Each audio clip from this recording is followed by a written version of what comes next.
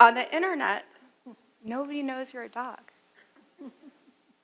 This cartoon was published in 1993. Back then, we were all really excited about freedom. Thanks to the internet, we had a true democracy, a digital public sphere where we could talk to anyone, anywhere, anonymously, without leaving the comfort and privacy of our homes. These days, on the internet, even though you never said anything about being a dog, you still always get ads for puppy chow.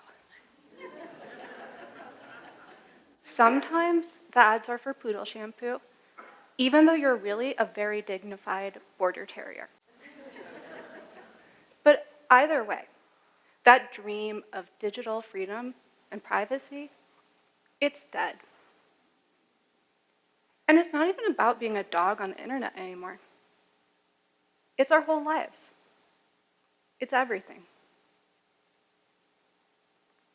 It's our smart appliances, our washing machines that track how much detergent we use, our thermostats that know our daily routines.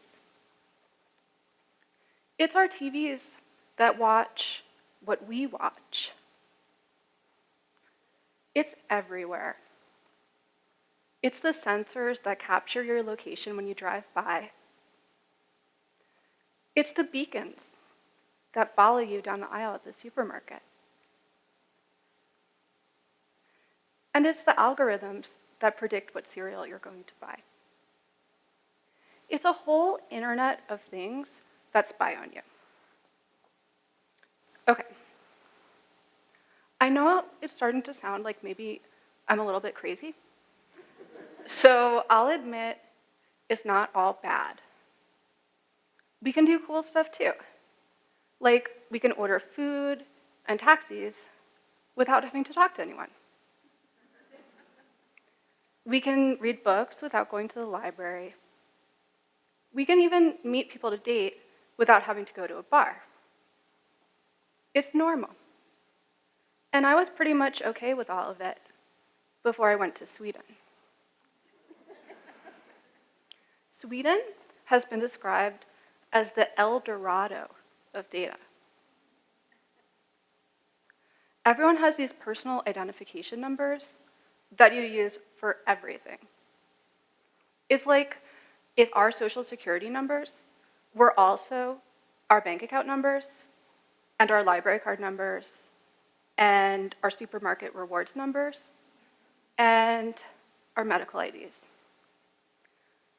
It makes life in Sweden really efficient.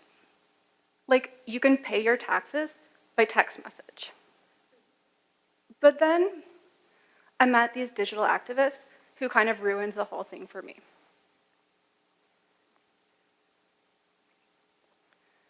They call their group Free Post, like free mail. They had their own servers, and they had a network that ran entirely on free software, which meant that they could send encrypted email without anyone selling their data or spying on them.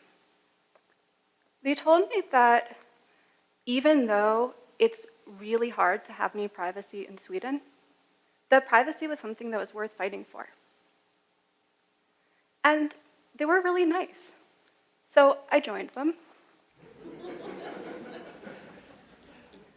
I hung out with Yuan the most. He had a weird computer, and he used weird software. When we made plans, he would text me maps of where we were going to meet, but I could never open them on my iPhone. I liked Google Maps, but Yuan told me, Google knows everywhere that you've ever been, so I deleted it.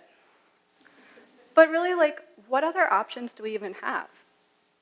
I went to one free post workshop where they were demonstrating this free software that you can use for sharing documents.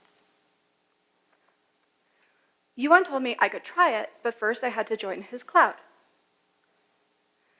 He had his own cloud. And he made an account for me. And he said, I have a lot of storage, so you can put your files in there too if you want.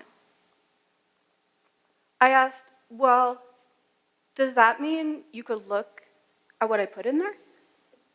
And he said he could, but that he would never do that. I thought that that was the most ridiculous idea I had ever heard. I had a Dropbox account that was easy, reliable, and I didn't have to depend on anyone not to look at my files or delete them. I didn't figure it out until I was on the bus going home. Oh my God. Yuan was my friend. He was so nice. When we went out, he would meet me at the bus stop so that I wouldn't get lost. But I trusted Dropbox more than Yuan, my friend. My time with repos taught me that privacy is not just a technical problem. It's a social one too. When people talk about the internet being empowering, what they really mean is that it makes us feel individually empowered, independent. But that feeling comes at a cost. We trade our privacy for independence. So yeah, it felt strange to trust a friend with my files. But isn't it even stranger that we trust these tech companies more than our own real friends? We can continue to have this false sense of independence supported by platforms that sell our data. Or we could try to find a collective approach to technology and privacy. What if we set up our own community networks like they have in Sweden? What if we had our own servers and shared them? What if we taught each other about software? What if we began to trust our friends?